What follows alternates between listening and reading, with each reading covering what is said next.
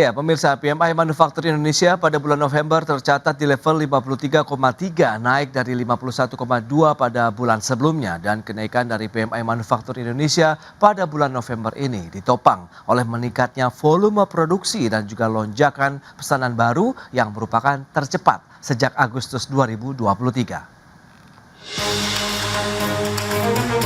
Aktivitas manufaktur Indonesia terus menunjukkan perbaikan seiring Purchasing Manager Index yang bertahan di zona ekspansi selama 4 bulan berturut-turut hingga November 2025. Berdasarkan laporan S&P Global, PMI Manufaktur Indonesia pada November tercatat di level 53,3, naik dari 51,2 pada Oktober. Peningkatan ini menunjukkan tren pemulihan setelah sempat melandai ke 50,4 pada September. Kenaikan PMI Manufaktur Indonesia pada November ini ditopang oleh meningkatnya volume produksi dan lonjakan pesanan baru yang merupakan tercepat sejak Agustus 2025. S&P Global mencatat permintaan terutama ditopang pasar domestik, sementara pesanan ekspor terus merosot dan mencatat penurunan terdalam dalam 14 bulan. Pesanan baru menjadi pendorong utama ekspansi manufaktur, seiring bertambahnya jumlah pelanggan dan kuatnya permintaan dalam negeri. Permintaan secara umum yang membaik juga mendorong kenaikan pada sejumlah indikator utama, mulai dari peningkatan tenaga kerja, bertambahnya tumpukan pekerjaan, hingga meningkatnya aktivitas pembelian bahan baku. Di sisi lain, indeks ekspektasi bisnis untuk 1 tahun mendatang tercatat melemah dibandingkan Oktober, bahkan berada pada posisi terendah dalam 4 bulan. Namun, pelaku manufaktur tetap optimistis produksi akan terus meningkat. Optimisme tersebut didukung oleh harapan permintaan akan terus menguat disertai meningkatnya daya beli pelanggan. Dari Jakarta, Tim Liputan, IDX Channel. Ya, sementara itu Menko Bidang Perekonomian Airlangga Hartarto mengapresiasi PMI Manufaktur Indonesia pada bulan November yang tercatat di level 53,3, naik dari 51,2 pada bulan Oktober lalu. Airlangga menilai industri manufaktur nasional berada di level ekspansif lantaran pelaku industri dalam negeri optimistis kondisi pasar dalam negeri mulai membaik.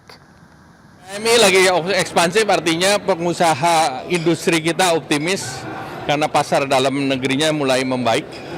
Dan persepsi resiko ke depan sudah kelihatan. Jadi kalau pesawat, kalau tahun 2024 ada tailwind, headwind, kalau 2026 mudah-mudahan tailwind. Jadi mendorong pertumbuhan bisa lebih tinggi dari baseline. Ekspansinya bertahan sampai berapa lama? Apa? Ekspansinya bertahan sampai berapa lama kira-kira? Ya tergantung situ. Ya, pemirsa, untuk membahas tema kita kali ini, pesanan ekspor tertekan PMI Manufaktur Indonesia masih ekspansif. Kita sudah tersambung melalui Zoom bersama dengan Bapak Danang Girinda Wardana, Dewan Pakar Asosiasi Pengusaha Indonesia APindo. Langsung saja kita sapa ini. Ya, halo Pak Danang, apa kabar? Ya, Mas Pras, sehat selalu. Baik, terima kasih atas waktu yang disempatkan. Tadi sudah disampaikan begitu apresiasi yang cukup tinggi diberikan oleh pemerintah terkait dengan PMI Manufaktur di bulan November. Ini juga naiknya signifikan begitu ya, 53,3 poin, hampir menyamai PMI Manufaktur di bulan Februari lalu di 53,6 poin. Nah, apakah ini ya sesuai dengan kondisi dari industri manufaktur di Indonesia sampai saat ini begitu Pak Danang? Ya. Itu bagus lah. 53 capaian yang bagus lah. Awal tahun lalu juga seperti itu. Tapi di Mei kita turun 47. Ya. Situasi yang biasa aja saya lihat. Tapi kita happy lah melihat Pak Erlangga tadi menyampaikan berita itu sambil senyum berbingar-bingar gitu ya. Nah, kita ikut senang kok. Kita optimis bahwa dunia manufaktur kita akan tumbuh dengan baik. Kita masih ada tantangan besar ya saat ini ya. Market ekspor kita memang tumbuh cukup baik lah ya. Dan impor bahan baku kita juga mengalami kenaikan yang cukup signifikan di antara 2,18% kenaikan impor bahan baku. Artinya bahan baku yang diimpor naik itu menunjukkan aktivitas ekonomi di manufaktur kita meningkat tajam ya. Karena ekspor kita juga menaik hampir sekitar 7,sekian% ya. Tapi gini, masalahnya bukan hanya masalah kinerja ekspor ya untuk manufaktur kita. Masalah yang lain juga adalah perlindungan market domestik, Mas. Market domestik kita juga masih terjajah oleh barang-barang impor, barang jadi nih. Ini yang harus menjadi concern besar untuk Pak Erlangga dan pasukan ekonomi di kabinet kita. Bagaimana kita melakukan strategi pengamanan market domestik. Kami agak khawatir ya. Disebutkan bahwa permintaan domestik meningkat, tetapi pada saat yang sama terjadi anomali melemahnya daya beli kalangan pekerja kita. Jadi agak-agak susah untuk membayangkan situasi itu benar-benar terjadi, ada kontradiksi. Domestik meningkat tapi daya beli kita sangat menurun gitu. Baik. Ini benar-benar harus dicermati ya, statement pemerintah atau rilis dari BPS ini agak kontradiktif. Jadi bagaimana kita bisa mempercayai salah satu yang tidak memungkinkan bisa berjalan dua-duanya gitu. Oke, tapi kalau kita lihat dengan kondisi ekspor terlebih dahulu, tantangannya ekspor itu di bagian yang mana nih Pak Danang? Apakah karena memang kondisi global, geopolitik, geoekonomi yang terjadi hingga saat ini, atau ada tantangan lain begitu? Dengan kita tahu lah perang tarif sehingga banyak negara juga yang menyasar produk-produk mereka ya keluar misalnya ke Amerika Serikat, kemudian masuklah ke wilayah Asia termasuk Indonesia begitu Pak. Ya, ekspor kita kan naik sekitar 200 saat tahun ini ya, 209 miliar dolar ya, naik sekitar 8% atau year on year dibandingkan tahun lalu ya. Oke. Dan tahun ini juga kita memiliki surplus neraca perdagangan 33 miliar dolar ya, itu cukup bagus ya. Itu sebabnya mungkin Donald Trump juga agak marah, kita punya neraca perdagangan terlalu positif dibandingkan Amerika. Oke. Tapi untuk internal evaluation ya, untuk melihat industri kita dalam negeri, kita juga harus sadar bahwa dominasi jenis-jenis produk kita, ekspor kita masih didominasi oleh kelompok-kelompok barang-barang komoditas ya, biji, baja, komoditas tambang lah, nikel, batu bara, kemudian CPO ya, masih didominasi oleh barang-barang ciptaan Tuhan gitu, belum barang-barang yang hasil manufaktur kita. Barang hasil manufaktur kita memang menaik, tapi akselerasinya jauh lebih lambat dibandingkan barang-barang komoditas itu. Artinya kita harus mulai memikirkan strategi dalam negeri kita untuk meningkatkan kapasitas ekspor dengan value added yang lebih tinggi. Yang punya value added lebih tinggi adalah barang-barang dari hasil produksi manufaktur, bukan barang-barang tambang, bukan CPO gitu. Nah, tapi ke depan kita inilah yang harus mulai dipertahankan oleh pemerintah kita agar manufaktur kita tumbuh dengan baik. Kalau manufaktur kita tumbuh baik, tingkat ekonomi kita, pertumbuhan ketenagakerjaan kita, peningkatan daya beli masyarakat kita akan jauh lebih baik, Mas Pras. Baik, nah kalau kita bicara mengenai nilai tambah begitu, bukankah memang beragam kebijakan ada dari regulasi dan lain-lain begitu, itukah yang menjadi salah satu bukti PMI manufaktur kita terus ekspansif begitu Pak Danang, dalam artian memang ya ada beragam relaksasi di sana yang diberikan juga oleh pemerintah untuk bisa mendorong industri manufaktur. Ya, betul. Nah, relaksasi apa? Kemudian insentif apa yang diberikan pemerintah kepada industri manufaktur kita di antara begitu derasnya persaingan global ya kan? Karena tantangan kita selain global supply chain yang berubah terus menerus tiap tahun dengan adanya political Trump saat ini dan kemudian China yang begitu kuatnya menjadi manufaktur dunia, kita harus melihat Indonesia ini adalah seperti pelanduk di antara dua gajah. Nah, kemudian kita harus benar-benar memikirkan bagaimana menumbuhkan manufaktur kita dengan PMI yang saat ini cukup meningkat, yang akselerasinya sedikit lebih lambat, tapi meningkatnya cukup baik lah. Hasil akhir dari peningkatan itu cukup baik.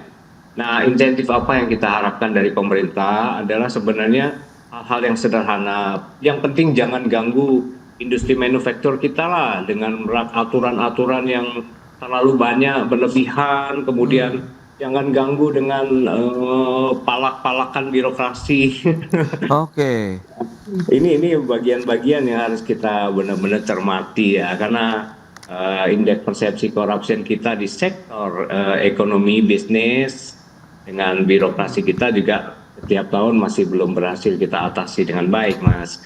Nah itu dia, menarik kalau kita cermati strateginya seperti apa. Nanti akan bergabung juga Bulana Sulistianingsih dari Universitas Indonesia Pak Danang di segmen berikutnya. Kita akan jeda dulu sebentar ya Pak Danang ya. Dan pemirsa, kami akan segera kembali usai pariwara berikut ini.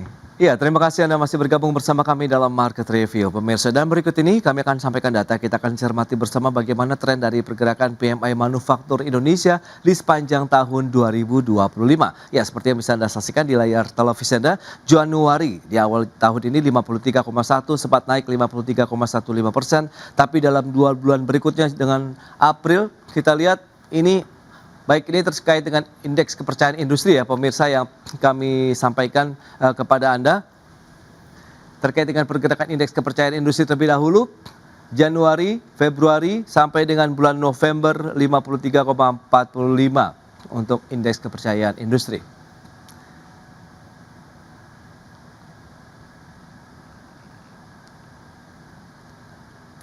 Dan berikutnya kita akan cermati bersama. Ini dia untuk beberapa poin dari indeks kepercayaan industri yang tadi sudah disampaikan juga begitu ya. Sampai dengan 53,45. Baik, berikutnya kita akan cermati bersama. Untuk pertumbuhan industri manufaktur dan juga ekonomi, kita lihat presentasinya seperti apa. Ya, dari kuartal 1 2024, kemudian kuartal kedua 2024 juga kita lihat manufaktur ada sedikit penurunan dari kuartal 1 di tahun lalu 4,13%, kemudian 3,95%, kemudian kita cermati langsung saja di tahun 2025 kuartal 3 kemarin industri manufaktur lebih tinggi pertumbuhannya dibandingkan dengan pertumbuhan ekonomi kita begitu 5,54% dibandingkan 5,04% untuk pertumbuhan industri manufaktur dan juga pertumbuhan ekonomi. Baik, kita akan lanjutkan kembali perbincangan bersama Bapak Danang Gerindra Wardana dan sudah bergabung juga ini Ibu Lana Sulistianingsih, ekonom dari Fakultas Ekonomi dan Bisnis Universitas Indonesia. Baik, langsung saja kita sapa terlebih dahulu nih. Ya, halo Bu Lana, apa kabar? Baik, terima kasih Mas Pras, Alhamdulillah. Baik, terima kasih juga atas waktu yang disempatkan. Nah, bicara mengenai perkembangan industri manufaktur, tadi PMI-nya di bulan November ya naik signifikan 53,3 poin dibandingkan dengan bulan sebelumnya. Apa yang menjadi trigger? Kalau memang tadi pemerintah khususnya dari Kemenko Perekonomian menyebutkan kondisi domestik ini mulai membaik, optimisme lagi tinggi begitu saat ini bulan. Bagaimana dari sisi ekonom melihatnya? Ya, kalau saya perhatikan di data PMI ya, Purchasing Managers Index ini, biasanya dia itu merespon untuk kebutuhan 3 bulan mendatang. Mungkin nanti bisa dikonfirmasi oleh Pak Danang. Nah, 3 bulan mendatang itu kan kita mau masuk ke siklus puasa dan Lebaran.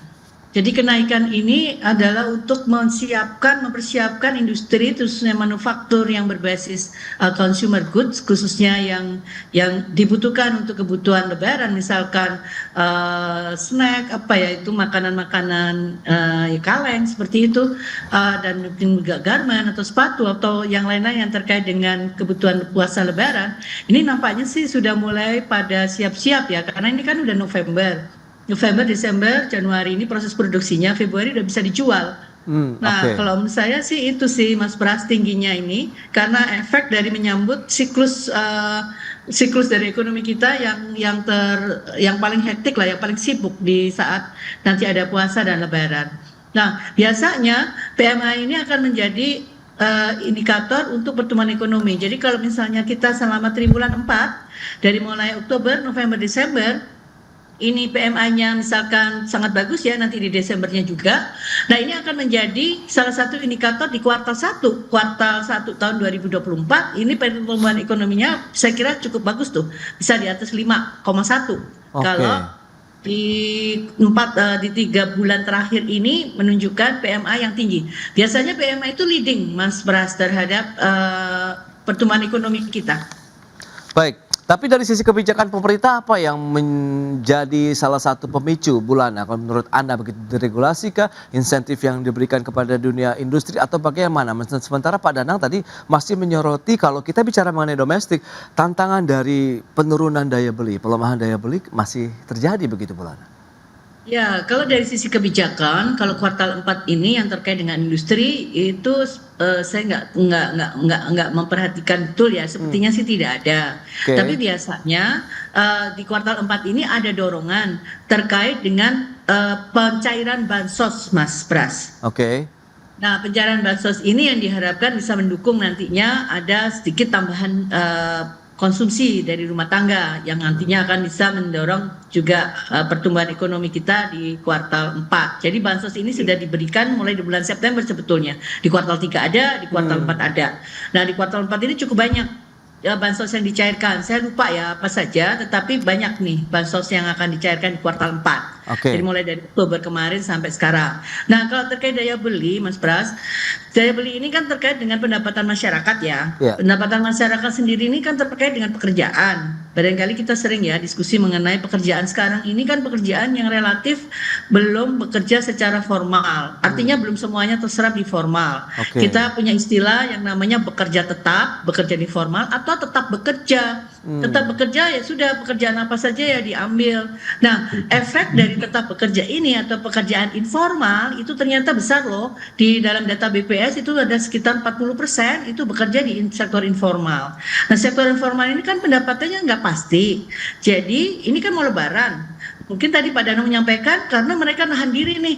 Kalau mau lebaran nanti gimana ya? Kita mending mudik atau kita mending beli baju baru atau mending bagaimana? Jadi karena keterbatasan dari pendapatan tadi atau pendapatannya yang tidak terlalu secure ya, apa ya secure ya, artinya tidak tentu pasti, yang tidak pasti, jadi dia menunda ini belanja-belanja yang menurut dia kurang penting. Jadi mungkin dia akan fokus ya yang penting, yang pertama adalah mudik dulu.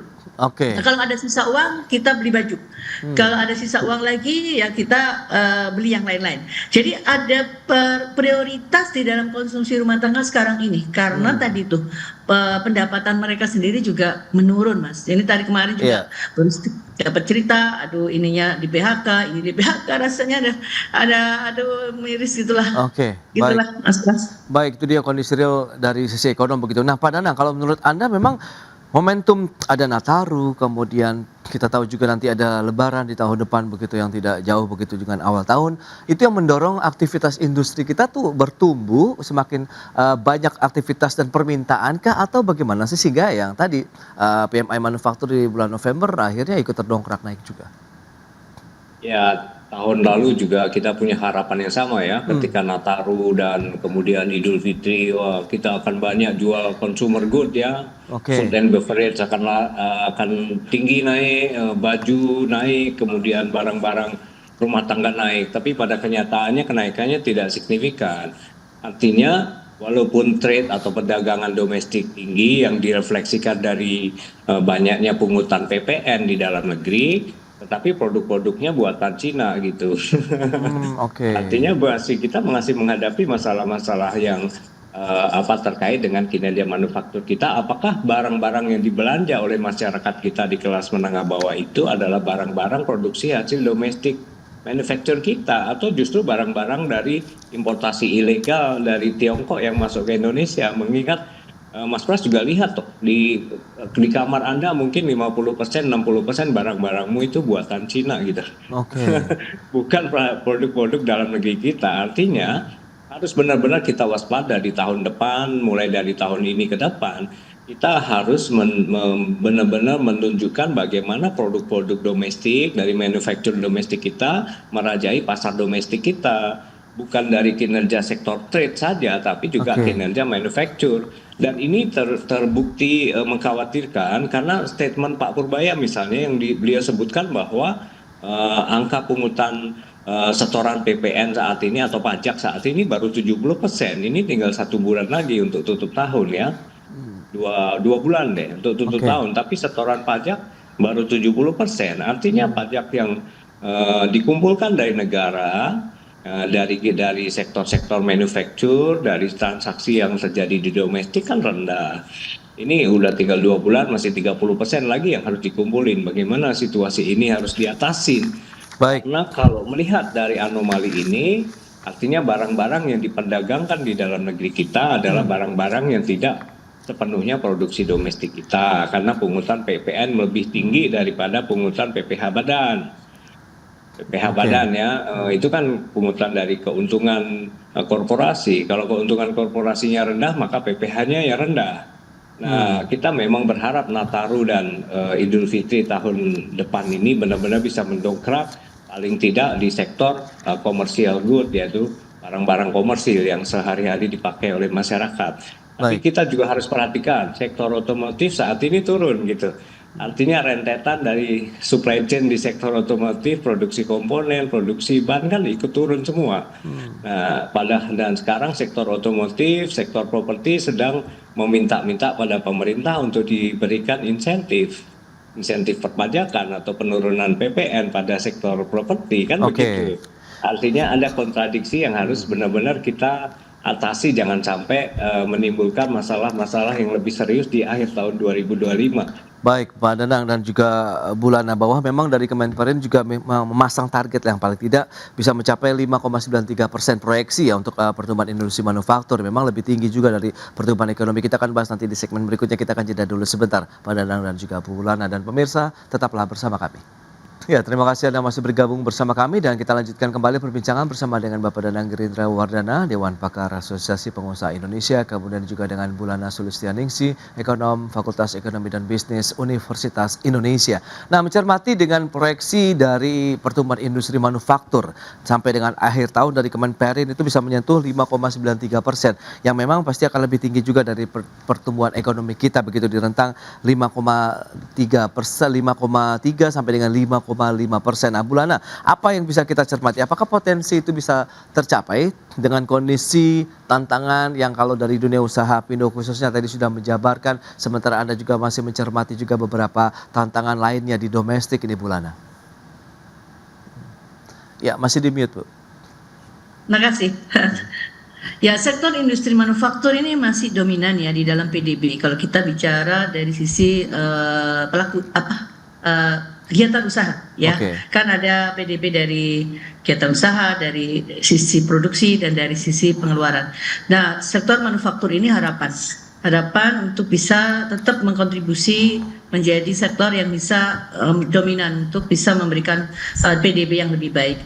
Nah, tentunya memang seperti yang kata Pak Danang tadi ya, kita ini memang ada di saya nggak bisa bilang bahwa kita pelanduk ya di antara dua gajah, karena adanya trade war antara Amerika dan juga dengan Cina. Pastilah Cina juga akan mencari jalan bagaimana supaya industrinya itu juga bisa tumbuh. Nah, kalau kita perhatikan dari data trade-nya Cina sendiri, itu sebetulnya sudah mulai ada perlambatan, Mas Pras. Di bulan November ini mereka mempunyai PMI yang paling rendah 4 bulan terakhir.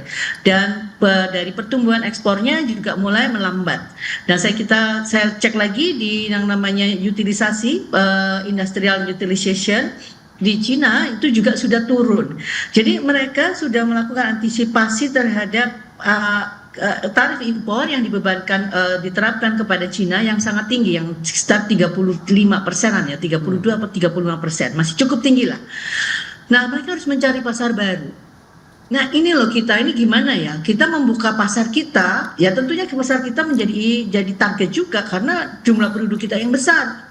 Dan kita tahu bahwa barang-barang dari Cina ini ya barangnya kan dibuat dengan konteks mass production, harganya lebih murah dan barangkali juga high cost ekonominya nggak setinggi kita, sehingga ketika mereka jual di sini bisa lebih mahal, lebih murah daripada barang-barang dari Indonesia sendiri. Nah, buat konsumen pilihannya adalah dengan pendapatan yang tadi relatif saat ini tidak tetap gitu ya. Nah, dia harus memilih barang yang terpaksa lebih murah dan itu terpaksa dari barang dari Cina.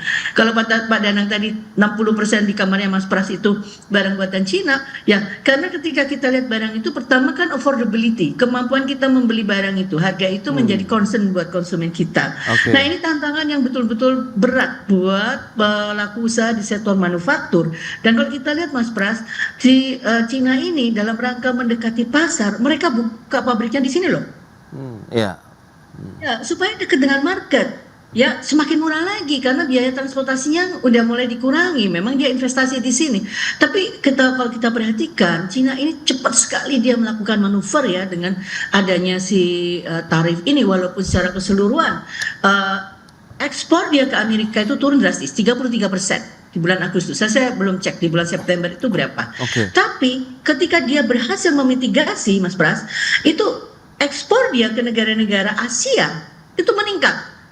Terus bagaimana netonya? Netonya ternyata dia masih positif, tumbuh 4,4% loh ekspornya. Padahal di Amerika dia udah turun 33%. Nah, disinilah kemudian ada pertanyaan kita, apakah kita terus membuka pasar kita sedemikian rupa? Memang sih dari aspek barang itu menjadi lebih murah, itu menguntungkan atau memberikan mungkin kesejahteraan kepada konsumen. Tapi konsumen ini siapa sih? Konsumen ini kan juga pekerja. pekerja di sektor manufaktur. Kalau kemudian sektor manufakturnya merasa ada disinsentif dengan masuknya barang-barang dari Cina, ya mereka juga mau nggak mau harus mikir cari efisiensi. Berarti Pak Danang nanti ada usulan, oh dilakukan aja digitalisasi atau otomatisasi. Lah orang ini kemana? Orang ini yang mau nggak mau akan di PHK, Mas. Kemudian di PHK terus dia cari kerja di mana? Jadi ini seperti bola salju, Mas Pras, yang blunder kita. Mohon maaf ini, artinya dengan adanya kebijakan internasional global di Amerika seperti ini, kita mitigasinya agak belum pas ya, belum agak mungkin terlambat dibandingkan Cina yang udah langsung masuk ke pasar kita.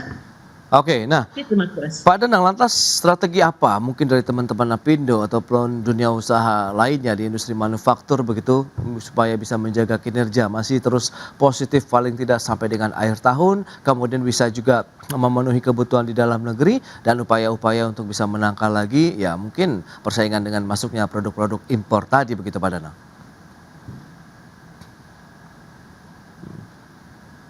Ya, masih di mute Pak. Strategi, maaf ya termute. Strategi utamanya justru kita harus terus-menerus berinovasi ya. Tanpa inovasi kita akan lag behind, kita akan ketinggalan ya. Tapi inovasi yang bagaimana? Ya ini yang harus menjadi salah satu jawaban atau tantangan yang penting. Karena kita nggak mungkin perusahaan-perusahaan dipaksa untuk melakukan inovasi-inovasi sendiri melalui many things ya, revolusi industri atau 4.0 teknologi IT 5.0 whatever tidak akan mungkin bisa kita lakukan dan itu akan mengakibatkan kita survive kalau pemerintah tidak melindungi industri kita di market domestik atau mendukung kita di market ekspor. Artinya dunia usaha harus terus-menerus bersama dengan pemerintah untuk melakukan ekspansi baik ke market ekspor ataupun market domestik. Nah inilah pentingnya bagaimana kita mendukung upaya-upaya pemerintah dalam perjanjian trade antar negara ya yang kemarin sudah selesai dengan Indonesia EU SEPA, sekarang sedang dibahas Indonesia Kanada SEPA dan macam-macam itu kita selalu bersama dengan pemerintah dan kita dukung itu bagus. Tapi kemudian pertanyaan-pertanyaan kita berikutnya adalah bagaimana pemerintah jangan mudah berubah dalam sisi regulasi-regulasinya sehingga muncul inkonsistensi seperti tahun-tahun sebelumnya. Nah ini yang menjadi challenge kita. Ada satu yang menjadi masalah besar yaitu perubahan global ekonomi ya, geopolitik global itu kan membuat kita selalu bermitra dengan negara-negara secara berubah-ubah ya. Dulu kita mesra banget dengan Amerika sehingga kita menikmati trade balance yang sangat positif, sangat-sangat positif. Sekarang berubah dengan era Trump. Kemudian kita menderita sekarang berhadapan dengan China. Karena begitu banyaknya importasi barang masuk dari China ke Indonesia dan China mengimpor barang-barang komoditas dari Indonesia seperti nikel. Artinya apa? Perubahan-perubahan dari geopolitik ini harus benar-benar menjadi salah satu kewaspadaan di industri kita di dalam negeri. Karena apapun yang terjadi di eksternal atau di luar negeri itu tidak sepenuhnya menjadi kemampuan teman-teman manufacturer tanpa bantuan pemerintah. Itu yang problem-problem besar, Mas. Baik. Nah, kita juga lihat supply chain di internasional ini masih begitu volatil ya. Jadi kalau kita bisa happy pada tahun ini belum tentu masih akan happy sampai bulan Maret tahun depan. Jadi volatilitas dari global supply chain ini masih sangat tinggi dan kondisinya belum stabil. Jadi kita harus tetap waspada dengan situasi international trade. Itu dia, tetap waspada. Kemudian bagaimana upaya-upaya dukungan dari pemerintah, kolaborasi antara dunia usaha ini harus semakin erat ya, semakin ketat begitu untuk bisa mengantisipasi tadi tekanan dari global, serbuan produk impor dan sambil tetap mendukung dari industri manufaktur yang terus bertumbuh begitu ya. Baik Pak Danang, Bu Lana, terima kasih banyak atas informasi update dan juga insight yang sudah diberikan kepada pemirsa pada hari ini. Selamat melanjutkan aktivitas Anda kembali, salam sehat. Sampai berjumpa kembali. Terima kasih Pak Danang, Bu Lana, terima kasih. Ya. Terima kasih. Ya, pemirsa, Badan Pusat Statistik mencatat inflasi tahunan pada November 2025 sebesar 2,72% atau masih berada di level yang stabil. Adapun berdasarkan kelompok pengeluaran, inflasi tahunan pada November didorong oleh kelompok makanan, minuman, dan tembakau. Tingkat inflasi pada November 2025 tercatat berada di level yang relatif stabil. BPS mencatat inflasi bulanan sebesar 0,17%, sementara inflasi tahunan mencapai 2,72% dan inflasi tahun kalender tercatat 2,27%. Angka tersebut menunjukkan bahwa pergerakan harga di berbagai kelompok barang dan jasa masih dalam batas aman menjelang akhir tahun. Berdasarkan kelompok pengeluaran, inflasi tahunan pada November 2025 utamanya didorong oleh kelompok makanan, minuman, dan tembakau yang mengalami inflasi sebesar 4,25% dan memberikan andil inflasi sebesar 1,22%. Secara year on year, pada November 2025 terjadi inflasi sebesar 2,72%, atau terjadi kenaikan indeks harga konsumen dari 106,33 pada November 2024 menjadi 109,22 pada November 2025. Berdasarkan kelompok pengeluaran, inflasi tahunan ini merupakan utamanya didorong oleh kelompok makanan, minuman, dan tembakau yang mengalami inflasi sebesar 4,25% dan memberikan andil inflasi sebesar 1,22%. Adapun komoditas dengan andil inflasi terbesar pada kelompok makanan, minuman, dan tembakau adalah cabai merah. Sementara itu, jika melihat sebaran inflasi tahunan menurut wilayah, maka secara tahunan seluruh provinsi di Indonesia mengalami inflasi, di mana inflasi tertinggi terjadi di Riau sebesar 4,27% dan inflasi terendah terjadi di Sulawesi Utara yaitu sebesar 0,65%. Dari Jakarta, tim liputan IDEX Channel. Baik pemirsa, untuk membahas tema kita kali ini, emas, perhiasan, dan bahan pangan tahan laju inflasi di bulan November 2025, kita sudah tersambung melalui Zoom bersama dengan Ibu Esther Sriastuti, Direktur Eksekutif Indef, kemudian Bapak Jimmy Gani, Ketua Dewan Pengawas Asosiasi Pengusaha Retail Indonesia Aprindo. Langsung saja kita sapa ini. Halo Bu Esther, apa kabar? Alhamdulillah baik, Mas Pras, terima kasih. Baik, terima kasih juga atas waktu yang disempatkan. Pak Jimmy, apa kabar Pak? Baik, Mas Pras. Apa baik. kabar? Kabar baik juga. Terima kasih atas waktu yang disempatkan. Sebelum membahas lebih jauh, mungkin kita akan review dari inflasi yang terjadi di bulan November. Apakah memang ini sudah sesuai dengan konsensus dari ekonom sendiri begitu? Karena kita tahu posisi di bulan November inflasi ini ya sedikit tertahan begitu. Apakah memang triggernya harga yang stabil kah atau ada hal lain yang perlu dicermati ini Bu? Silakan. Ya, kalau menurut saya inflasi sekitar 2,72% yang tadi disampaikan oleh BPS ya, itu masih dalam tahap range yang aman gitu ya. Karena kan Bank Indonesia sendiri itu menetapkan inflasi inti sekitar 2,5% plus minus ya 1%. Jadi masih dalam range yang batas aman gitu. Namun demikian kalau dibandingkan tahun yang lalu gitu ya, mungkin ini memang sedikit tertahan karena ada pelemahan daya beli dari masyarakat. Nah, seharusnya pada akhir tahun ini kan orang berbondong-bondong untuk merayakan ya libur akhir tahun dan Natal gitu. Jadi mereka spendingnya harusnya lebih besar gitu, Mas Pras. Itu dia. Karena kita lihat momentum Nataru, kemudian akhir tahun dan juga nanti ada perayaan Idul Fitri tahun depan yang tidak jauh dengan awal tahun ini. Menurut Anda belum bisa mendorong lebih jauh konsumsi masyarakat atau masyarakatnya yang masih menahan diri ini, Bu Esther? Ya, sekarang masyarakat itu lebih bijak ya dalam mengelola keuangannya. Oke. Ya, karena kan hari ini tidak harus dihabiskan semua uangnya hari ini gitu. Jadi mereka harus pandai mengestimasi skala prioritas begitu ya Bu ya? Ya, betul. Oke. Nah, dari pelaku retail, Pak Jimmy, Anda melihat bagaimana sih dengan kondisi real di masyarakat begitu, daya beli kita ini sebenarnya tidak jauh berbeda dengan bulan-bulan sebelumnya kah? Atau tadi memang akhirnya manage-nya yang semakin ketat begitu pengeluaran atau belanja masyarakat juga tengah terjadi saat ini begitu Pak Jimmy? Nanti kalau misalnya mengelola keuangan rumah tangga Bu Esther lebih canggih itu. Expert. Tapi kalau selaku pelaku retail kita melihat bahwa kategori food and beverages serta tembakau ini tetap menunjukkan baseline demand yang relatif stabil. Karena sifatnya kan inelastis ya, jadi naik turun tetap aja belinya nggak jauh beda gitu. Nah, data BPS 2025 kan menunjukkan bahwa kelompok makanan minuman menyumbang porsi terbesar dalam konsumsi rumah tangga. Sehingga meskipun daya beli melemah, transaksi pada segmen ini nggak turun tajam. Ya, kita melihat bahwa pola belanja masyarakat yang sedikit bergeser ya. Jadi konsumen lebih bijak, lebih selektif, mencari value for money. Kalau mereka bisa milih yang lebih ekonomis, lebih bisa memanfaatkan promo yang terjadwal, mereka tentunya akan melakukan itu.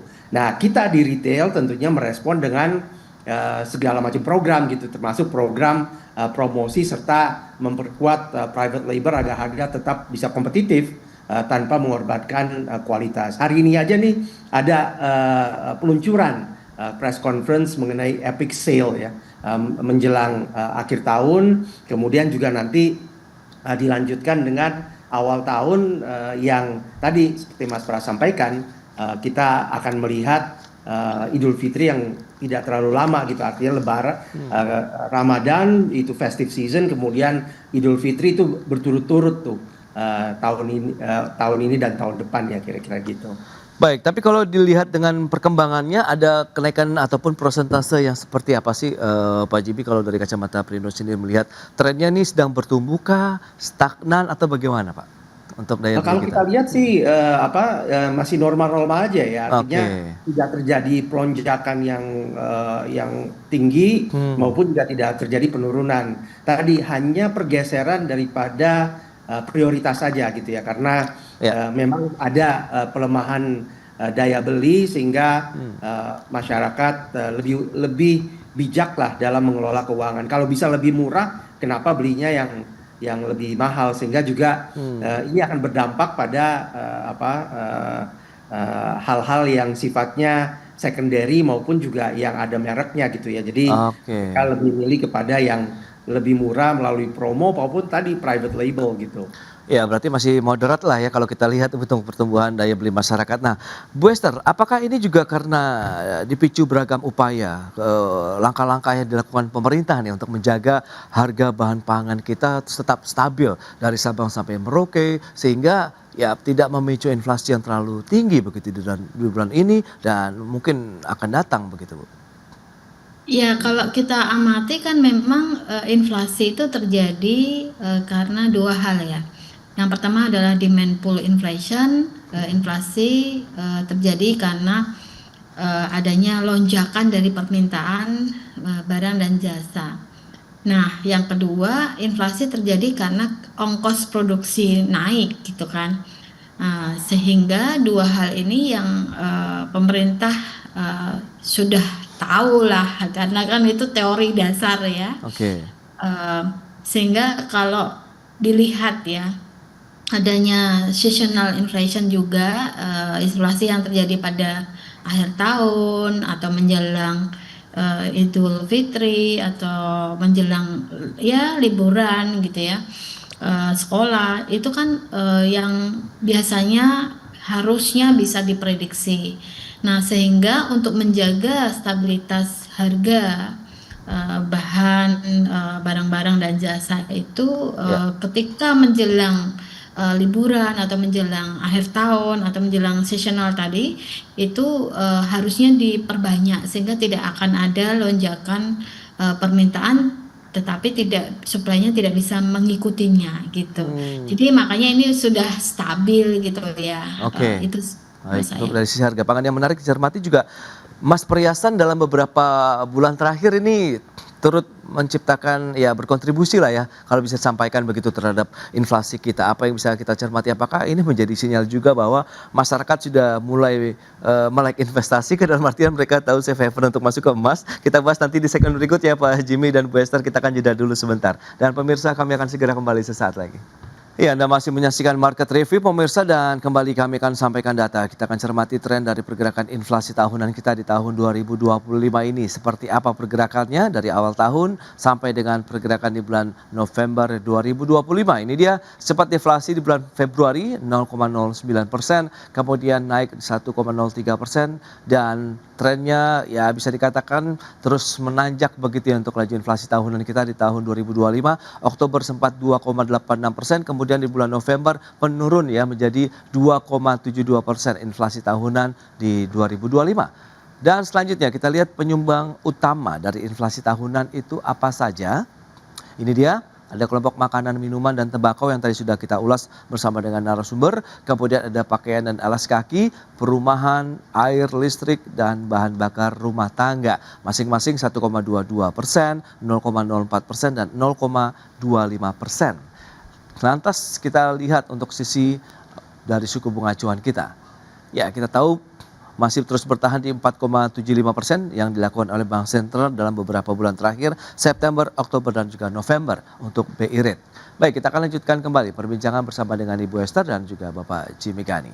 Ya, dengan beberapa data tadi yang sudah disampaikan, memang makanan, minuman, kemudian tembakau masih terus memberikan andil ya terhadap inflasi di sepanjang tahun lah kalau bisa dikatakan begitu, Bu Esther. Tapi menarik juga dicermati dengan emas perhiasan, karena beberapa bulan terakhir juga BPS merilis emas perhiasan menjadi salah satu kontributor ya terhadap inflasi. Apa yang bisa kita cermati dan mungkin analisis nih, Bu Esther, silakan. Ya, terima kasih Mas Pras, ini pertanyaan yang sangat menarik juga buat saya ya. Tetapi ketika ada lonjakan permintaan masyarakat terhadap emas perhiasan, itu wajar saja. Yang pertama karena mungkin mereka mempersiapkan ya untuk event-event ya atau liburan akhir tahun ya, berkumpul dengan sanak saudara, itu mereka ingin memperlihatkan bahwa saya punya perhiasan gitu. Atau mungkin di sisi lain juga karena portfolio investasi memegang emas sebagai portfolio investasi itu menurut masyarakat masih dianggap masih aman gitu. Jadi bagaimanapun harga mau carut marut, tetapi kalau mereka pegang emas itu relatif aman ke depannya. Nah, ini dua hal yang mendorong masyarakat itu meminta ya membeli emas lebih banyak. Ya, itu dia. Bahkan beberapa waktu lalu sampai kewalahan begitu ya produsen emas di dalam negeri ya untuk bagaimana memenuhi permintaan domestik. Nah, sebenarnya itu tadi, apakah ada perubahan dari lifestyle masyarakat, bagaimana tingkat konsumsi masyarakat begitu, kalau memang bahan pangan memang menjadi utama, tapi sebenarnya bagaimana dengan emas perhiasan sendiri ini, Bu Esther? Apakah memang sebagai safe haven saja kah atau ada hal lain? Ya, kalau permintaan terhadap perhiasan saya rasa itu seasonal ya, jadi bisa dilakukan tapi pada bulan-bulan tertentu, misalnya ada perayaan Idul Fitri atau perayaan Natal atau apa gitu ya. Nah, tapi kalau emas sebagai portfolio investasi itu sebenarnya sudah masyarakat sudah melek dengan adanya misalnya bullion bank gitu kan. Nah, sehingga masyarakat bisa merasa lebih aman daripada dipegang uang ya, nanti akan tergerus dengan inflasi, maka lebih baik memegang emas dengan misalnya kalau mereka yang nggak punya uang ya mereka menabung emas gitu. Makanya saya melihat sejak peluncuran Bank Bullion ini literasi ya masyarakat untuk menjadikan emas sebagai portfolio investasi itu meningkat gitu.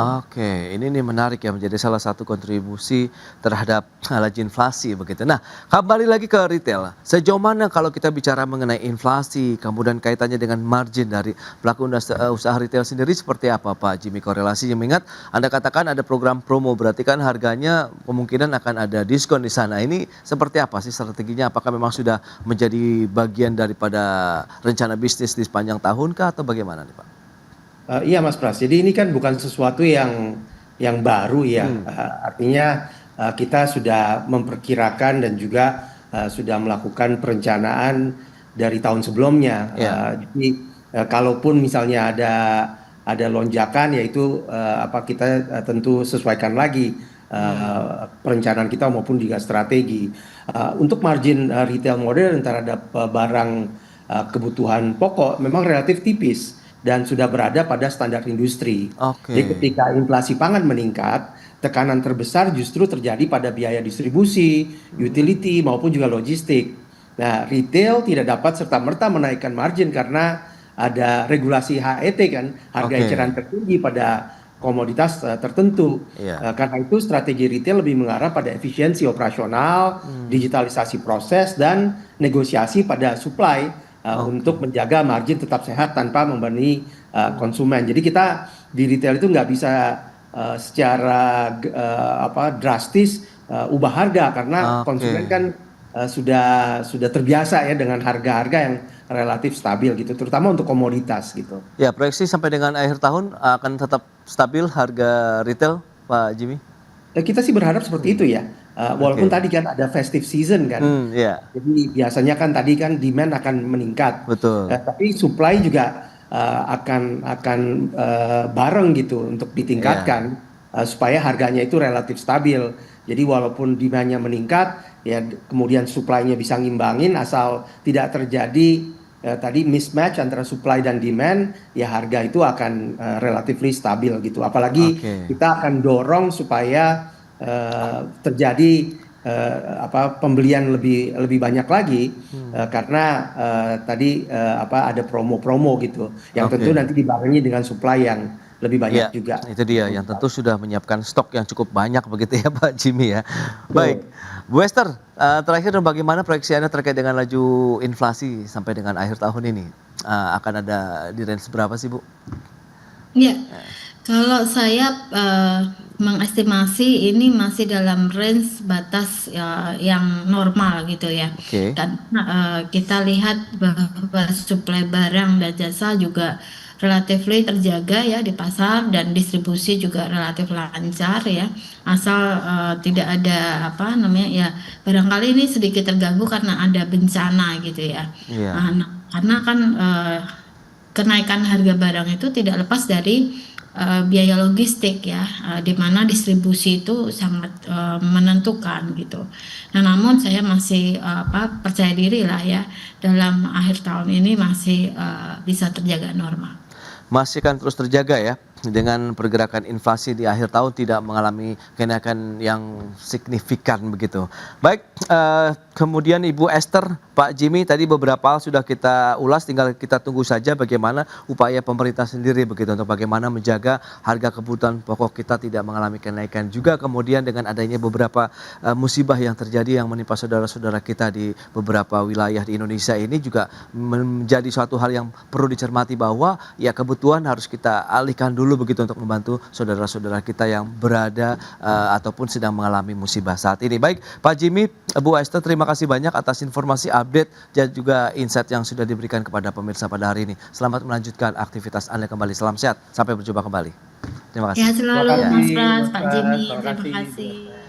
Baik pemirsa, 1 jam sudah saya menemani Anda dalam Market Review dan perbaharui terus informasi Anda hanya di IDX Channel, your trustworthy and comprehensive investment reference. Karena urusan masa depan harus depan, aku investor saham. Saya Prasetyo Wibowo beserta seluruh kerabat kerja yang bertugas pamit undur diri. Terima kasih dan sampai jumpa.